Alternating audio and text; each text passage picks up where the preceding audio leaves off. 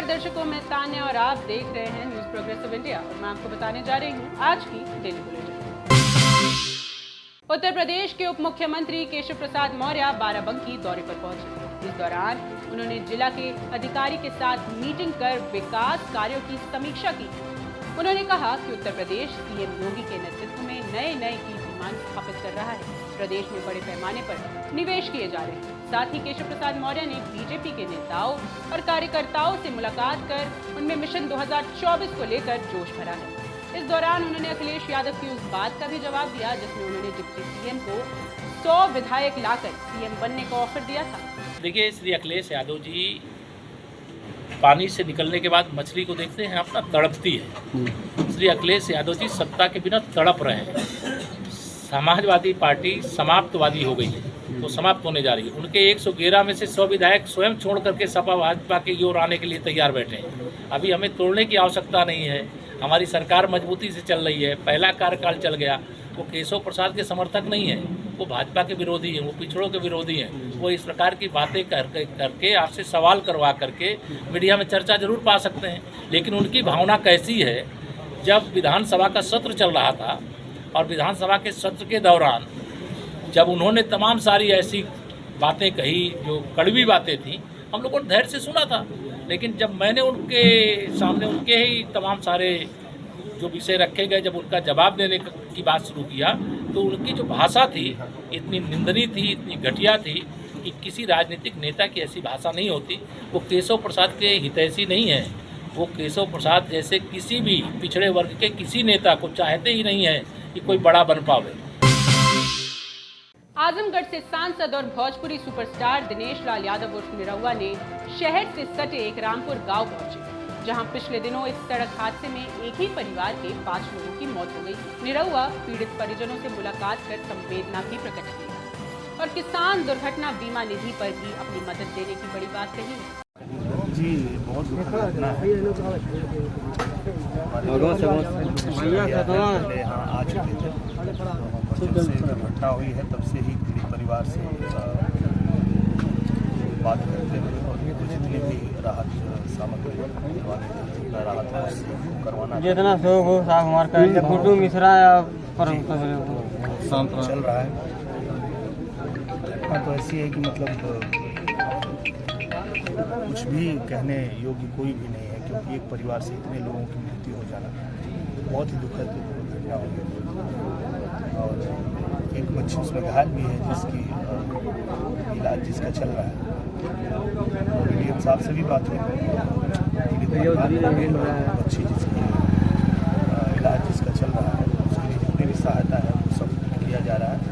और साथ में हम लोग मुख्यमंत्री जी को लिखेंगे ताकि परिवार को जितनी ज़्यादा से ज़्यादा सहायता मिल सके।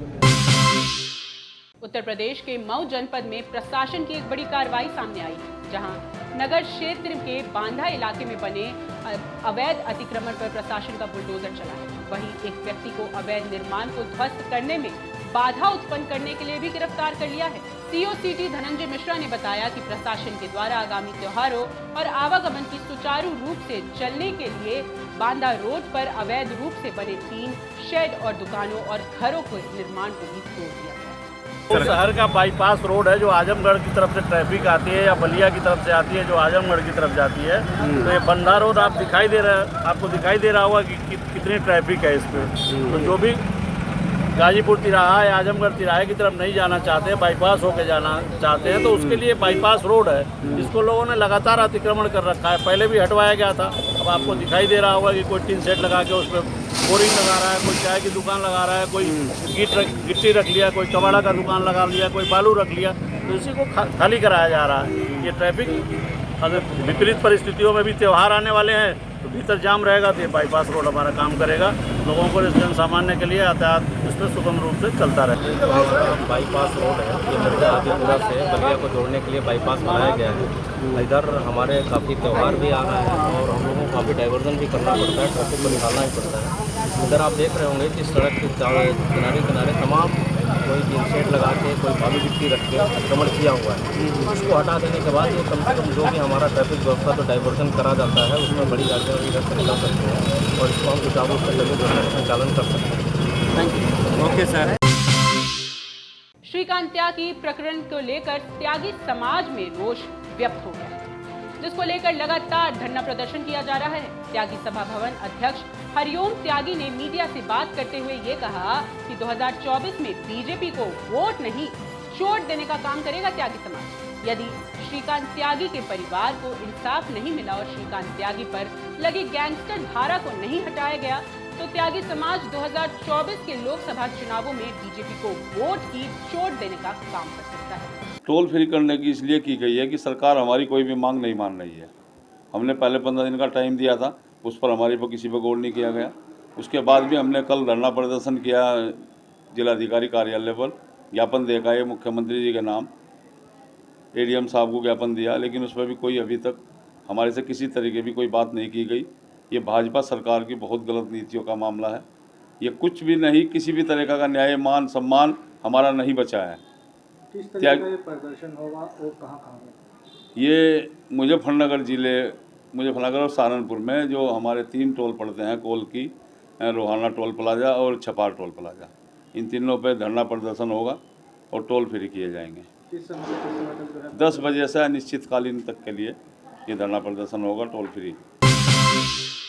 जनपद गाजिया में दमकल विभाग में बृहद स्तर पर जागरूकता अभियान चलाना शुरू कर दिया गया है। अभियान के तहत दमकल विभाग की टीम होटल, अस्पताल, नर्सिंग होम, मॉल जैसे आदि जगहों पर पहुंचकर फायर ऑडिट करते हुए स्टाफ और मौजूदा लोगों को जागरूक कर रही है। Chief fire officer Sunil Kumar Singh ने बताया कि अभियान के तहत 58 जगहों पर निरीक्षण अब तक किया जा चुका है और भी जगहों की कमी मिली और उसका सुधार करने का भी आदेश दिया गया है। पुलिस महानिदेशक महोदय द्वारा चलाए गए 3 दिवसीय अग्नि सुरक्षा ऑडिट अभियान में दिनांक 5 तारीख को कुल 38 भवनों का अग्नि सुरक्षा ऑडिट किया गया तथा 6 तारीख को जो है कुल 58 भवनों का अग्नि सुरक्षा ऑडिट किया गया था, जिसमें कि अग्नि सुरक्षा मानकों की कमी पाए जाने पर कुल 21 भवनों के अग्नि सुरक्षा कमियों को तत्काल दूर करने के लिए निर्देश दिए गए हैं और साथ ही सभी भवनों में अग्नि सुरक्षा उपायों तथा मॉक ड्रिल और कैसे अपना बचाव करें, आकस्मिकता के समय कैसे सुरक्षित तरीके से बाहर निकलें, इसके बारे में भी लोगों को प्रशिक्षित किया जा रहा है तथा जन जागरूकता अभियान चलाया जा रहा है और यह अभियान आगे लगातार जारी रहेगा। आज के लिए